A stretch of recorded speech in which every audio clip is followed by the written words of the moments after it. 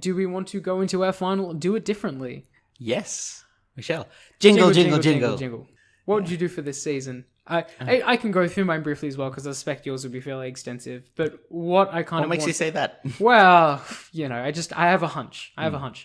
But what I would say, just generally speaking for this, season 5, I would actually turn into the last season of Arrow and basically change season 6 to, instead of having all of season 6, just essentially a final film that culminates all of the aftermath and kind of resolves everything that happens after the island explodes on Lian. Not only does that mean that it pays off in a much more significant way and it can give some lasting consequences, but I think it would really, it feels like the most appropriate time to end the series at that point. As we were kind of talking about before previously with those last 2 episodes of season 5, it just feels like this is the point you end. So that's really, that'd be the direction I'd like to take it, to be honest. Just have a final film or even just a couple of episodes or something like that to cap off season 5, and then that's it. Just leave it as is. Don't worry about season 6 onwards. Fair enough. That seems quite applicable. Yeah, sure. All right, so I'll go back into mine, where I am, like in the last ones, I'm taking it from end of season 4, seeing how I can try and get it back on course. It's not hard, but sure. Yes, while sticking within the framework that they've sort of set up. That they've shackled you with. So, season 5, there's not a whole lot I would change in this season. Because, again, there's sort of, you don't want to affect anything with the Prometheus storyline, because that part was so good. That's the good stuff. That's the good stuff. Yep. So, what I would change first up is the introduction of the new team. So, instead of everyone all in one go, and then they're suddenly training, I'd do it one at a time. For starters, no Ragman. Oh, good. Just cut him out to begin Just with. cut him out entirely. Sure. I'm sorry. I tried to think of a way I could incorporate him in somehow. I couldn't do it. Fair enough. And if you're going to have too many characters, you're going to have to cut some out. Okay. Instead, you start with the first member being Mr. Terrific. Okay. He's the one sense. Makes sense. He's the one that's been there a long time. And at this point, you still don't know who's alive after the cliffhanger of the explosion. Wait, season 6? Season 5. Oh, okay. What explosion into season 4? No, sorry. Not season 4 explosion. I mean, you don't know... Sorry, it wasn't the explosion, it was everyone leaving at the end of season 4. Oh, sure. Yeah, okay. Yes, so you don't know who's coming back from that whole debacle. Sorry, I get my cliffhangers confused at times, because... Fair enough. They all tend to seem on, we don't know who's coming back next. Yeah. Keep things open-ended. Yes. Yep. So, everyone's left, so you're brought back. Unfortunately, you're stuck with Oliver and Felicity, because that's where they left it. So, you can't... and because I don't want to just bring everyone back, despite how much I want to. That wouldn't make sense, storyline-wise. Sure. So, I have the two of them and bring in Mr. Terrific as basically the amalgamation of Felicity and Oliver. And he's out on the field, but also doing all the tech stuff. So he's doing the constant relaying back with Felicity on the comms, while doing all the on-field hacking, and also just actually showing off his amazing athletic ability. Okay, sure. Actually live up to the name Mr. Terrific. Yeah, absolutely. Yeah, okay. And then from there, you bring in Artemis, because that's the next logical step. You bring in Wild Dog, and then you bring in Halo. Oh. So instead of new Black Canary, I'm giving her a completely different character from the comics. Okay. And one who was part of the founding members of the Outsiders in Halo, also known as Gabrielle Doe. I think so, yeah. I totally forgot she was a founding member. I thought she joined later. Yeah. No, she is a founding member. And she's known in the comics as Gabrielle Doe, or possibly Jane Doe, or possibly Violet Harper, depending on which personality you're talking to. Yeah, sure. And at which point in the timeline. But yes, so for those who don't know, Halo in the comics is a character who is essentially a alien being inhabiting the dead body of a human, who then, because of the weird mixture and how that shouldn't happen, gets amnesia, but powers as well, all based on different colors. So it's like orange, I think, is heat. Red is heat, orange is concussive, blue is like a shield. And there's a whole list. And there's violet, which is the final color, which is all of the powers put together, but also unleashes the personality of the dead character who was a sociopathic criminal killer. So that was her whole thing of she can't actually go full power or else she might not be able to return and might be a dangerous murderer, and also the whole history behind it. Okay. So I would bring her on as the character, as Gabrielle Doe, and have that similar backstory that they had for Dinah Drake, in the sense that she's a cop undercover, taking an identity. The identity that she took on being Violet Harper. And so after the explosion, she is now almost stuck in the Violet Harper mindset. She thinks she is criminal lord Violet Harper, still trying to track down everyone who killed her partner and love interest. And it isn't until Green Arrow and Mr. Terrific and Wild Dog and Artemis intervene that she sort of regains semblance of who she actually is and becomes Gabrielle Doe. And that's big reveal her name rather than just Dinah Drake. Right. So that is the new team. Season continues on as it normally would, essentially. You give Thea more to do. Oh, that's nice. Because that's apparently the biggest falling out, I feel, of these 2 seasons was how little Thea had. That feels like a character that I feel like they should have not written off, but kind of cut out or tangentially, like made more of a supporting character rather than keeping her Either around. make her a proper character or take her out. Yeah, exactly. Which is kind of why she's why Willa seemingly left. I think. Sure. Yep. So yes, a lot of that sort of remains the same because I really don't want to touch Prometheus because that is such a good character. I still have Artemis's betrayal, I think. Don't have Talia in the flashbacks. Oh, okay. Just have her sort of as the trainer and so references to her, but she doesn't appear in the final fight at the end. So it's just, she's there, she's like, oh yeah, I trained Adrian Chase, this is who he is. I vaguely remember you because of my sister, kind of thing. And also, the other thing leading up to the finale is Black Siren. So that's the other major change I'm going to sort of do. Still have her come in as fake Laurel, fight for Prometheus, but actually start her redemption arc earlier. Have her when they're on the island, actually like, you know what, you clearly are just a twisted madman. This is bringing too much of my past back with me. And then she actually starts coming over to the side of Team Arrow. Not fully yet. Obviously, that comes in season 6. Right, okay. I just wanted to get a head start on that because... Set it up a little bit better. Yes, because it was all quite flip-floppy in season 6, I found. Sure. So yeah, big explosion. Don't know who's dead. Yay.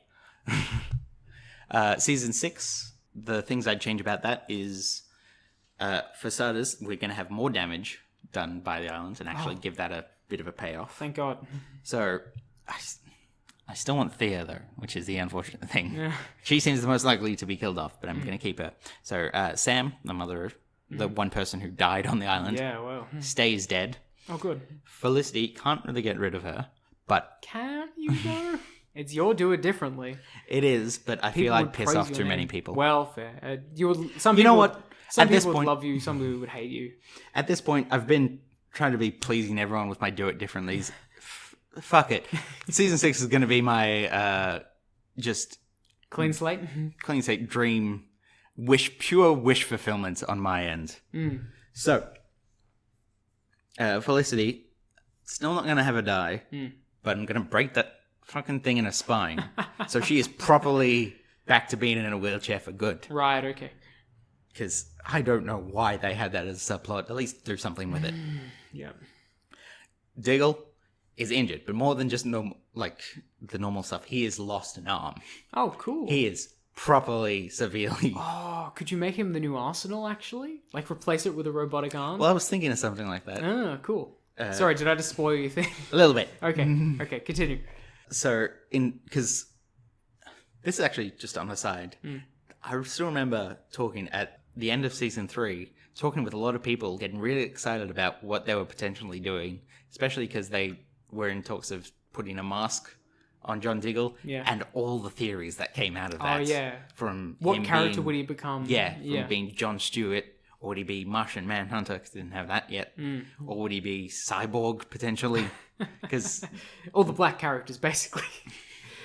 Well, Martian Manhunters are tangentially related, but sure. Yes. Yeah. But yeah, the cyborg came about because they'd also revealed that Hive was going to be the bad Oh, guys. yeah, sure. And from the comics, Hive were a bit more of a tech sort of people. So it was like, oh, that could possibly make sense. And then, of course, the Hive that we got was nothing like what we were expecting. Sure. So that went out the window. So, yes, Diggle knew Arsenal, essentially, but with the crossbow, because I really loved him with the crossbow when he was trying to be fake Green Arrow. Okay, fair enough. And also Thea, it's wish fulfillment. She stays alive, but she's in a coma. Oh, all right. Because, like, the Raiders had nothing to do with her, and it's kind of hard to sort of bring her in. Sure. But I would... but she's in, like... Don't just bring her out so they can have a happy family moment. Actually keep her unconscious for quite a while until she comes back with a fucking vengeance and wrecks house and takes over Queen Consolidated again and basically becomes the proper, like, heiress just dominating the business scene. Right, okay. Like, give her something to do. Sure. And then you can sort of... And that way you can sort of keep Oliver in the money while still being a vigilante and not having to deal with all that other stuff. Yeah. By having Thea be the one that is like the face of the Queen family on the outside while Oliver is the Green Arrow face. Okay, makes sense. And all these other people kind of dead. I still have, of course, new team Arrow. Oh, yeah, sure. So the Outsiders, let's call them. Although they are just now mentally scarred after the events of that. They are struggling to sort of piece together what's happening.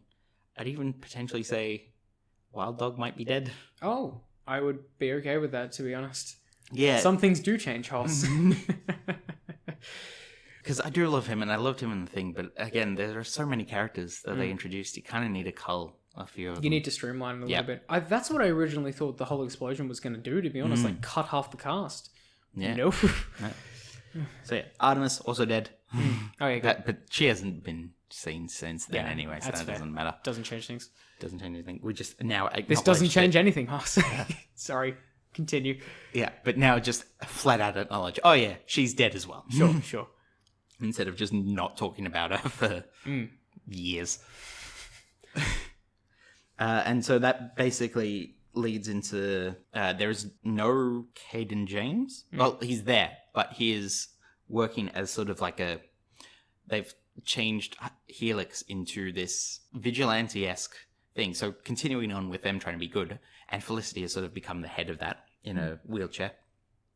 And they are also fighting crime along with Arrow, but there's conflicts on what is considered justice and what is considered the law. And that is what leads into Green Arrow Civil War, Oh. where you have basically the side of just the ideals of justice in Green Arrow, who's very much like seen how the law has sort of failed the city, and that's why he took it up in the first place.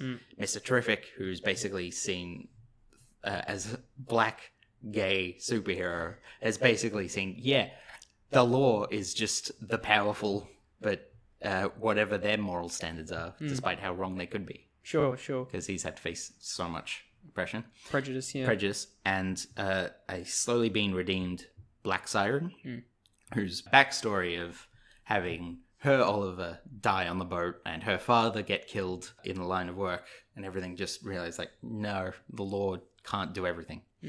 And then you have the Helix side, where you have Felicity, who's very much sort of everything can be done online. We can sort this out through on proper ways. Diggle, who's a very military man, everything is black and white. And Gabriel Doe, who's a police officer, again, everything is very the law, black and white. So it's very basically, is everything binary or is everything grey? Right, okay. Yeah. And that is the ideological fight. So it's not them just hating each other for fucking stupid reasons. Sure. As it was in the season. Uh-huh. That's one of my other gripes, just briefly, with season 6.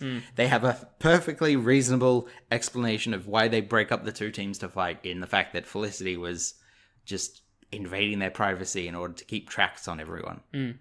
And they just leave it to the side for bullshit other reasons. Chekhov's gun or Chekhov's security concerns. Chekhov's security camera. Yeah. Yeah, sure. But yeah, so that leads their big fight and that is the proper mid-season finale. We have the two teams just going at it and eventually having been forced to reconnect as this new sort of crime lord is sort of taken over in Ricardo Diaz. And he just like, they've been fighting his forces, but they've never seen him directly. And then he just comes out and is like, fuck you, bang. It is I, Ricardo Diaz. And basically just takes out Green Arrow. And so the rest of the team end up sort of getting back together purely just because the leader and the reason behind all this is now lying in a hospital bed because of Ricardo Diaz, the motherfucking dragon. Okay. This leads to a whole thing where they end up trying to take over, and Diaz sort of enlists help from Jericho, the son of Deathstroke. Oh, right. Which causes that whole couple of episodes. We didn't talk about that. No. Yeah, it's a smaller thing, I guess, but yeah. Yeah, and well, there's only 2 episodes that they sort of went into. Yeah, sure. But yes, Jericho, the son of Deathstroke, who had some amazing episodes, who is fantastic in the comics, and meant we got to bring back Manu Bennett, which is always good. Yeah, fair enough. So we have that little mini arc, have that in there, and link that into his fight with Diaz and everything, until there's a big sort of climactic fight where it's sort of revealed at the end. The fight doesn't actually have a climax. It leads into season 7, like it sort of does in the show, by this big reveal of, Ricardo is actually working for these higher-ups, and he gets rescued by this giant organization known as the Ninth Circle. Oh. And so everything he's been doing up until this point has been serving this giant organization, a giant bank for criminal worlds, and they have slowly been taking over the city. And Green Arrow has been fighting. That's the entire thing that they've been fighting. Every little minor villain up until this point has been working for the Ninth Circle, who, despite all the efforts of Green Arrow, have slowly started taking over Star City. And it's revealed then, and in the final shot of who that is, and it is, they sort of have Ricardo and Jericho come in and announce the 4 horsemen of the death of Green Arrow that they're calling the 4 horsemen and the Hunter.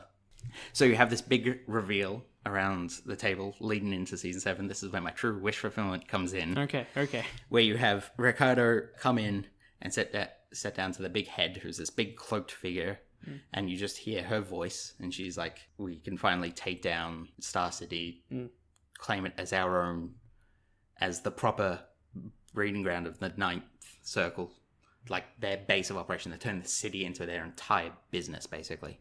And we'll take down Oliver Queen once and for all with my 4 horsemen and the Hunter. And it's sort of revealed across the table. You have like a throwing star, a magical totem, a scimitar, a knife, basically, I don't know, and a black arrow. Yeah. And it's sort of revealed as it turns around, each lean back. So you have Artemis revealed. Okay. In full Prometheus gear. Oh, right. You have Prometheus Jr. Prometheus Jr. You have Dark Jr. in Nora Dark, sort of stealing her from Legends of Tomorrow. Okay. Sort of a time-placed Nora Dark as a villain. You have Talia al Ghul also hunting revenge for Oliver Queen because he killed her father and taken on as basically the new Ra's al Ghul. Yep. Jericho as the new Deathstroke, and then the new Dark Archer, which is revealed as Tommy Merlin. Oh, boy. Wish fulfillment. So, what, Earth 2 Tommy Merlin? No. Back from the dead. Oh, what? How? Why? Lazarus Pit. Oh, yeah, okay. Fair enough. And in season 7 it reveals that he's sort of actually one of the good guys. Right. And sort of acts as the mole. And anyway. Let me guess, the leader of the Ninth Circle is what, Moira? No. Oh. Slade Wilson's wife. Oh. Who was the original head of Hive. Oh, right. Okay. Sure. I mean, you're really jumping the shark there. I know, but I love it. Wish fulfillment. Yeah, I just do it differently. That's the whole benefit of the section. You can do whatever you want. And that would lead into a proper season finale, sort of like everything that has come past. Yep. Like what season 5 did. Sure. All the legacy villains, basically. All the legacy villains, basically, teaming up. Yeah. Fair. I mean, I may mock it, but I would 100% watch that. No question. That'd actually be really interesting in comic book form as well, actually. But yeah, no. I just need something that was like that big sort of hook that was less of a cliffhanger in the sense that everything gets dropped. Yeah, in the next sure. season, and more like, oh, this is actually what's happening for the next season. Sure. Leading to the proper finale. Yep. I do like the introduction of the ninth. What was it called? Ninth Circle. Ninth Circle as well. Yeah, which is cool. Yeah. Is that a recent addition to Green Arrow Myth? Yeah. So it was from New 52 as well. Technically, it was Rebirth, the very first sort of issue, and That's the right. end of New Yeah, of 52 course. to the start of Rebirth. Sure, kind of sure. section. Okay. Makes But sense. there has been sort of that whole dealing with giant evil banks and dealing with the heads of Queen Industries. That's, obviously dealing with the 1% and the leftist hero. That's a constant thing that sort of happened. Yeah, which is why the Ninth Circle makes sense as an antagonist in that respect. Yeah, sure. Hey, fair enough. You do you. You do you. I want my big finale. Well, we still have season 8 to come. You never know what that might provide us. Who knows? Look, maybe we don't want to get our hopes up too much, but I am very curious to see how they finish this series off.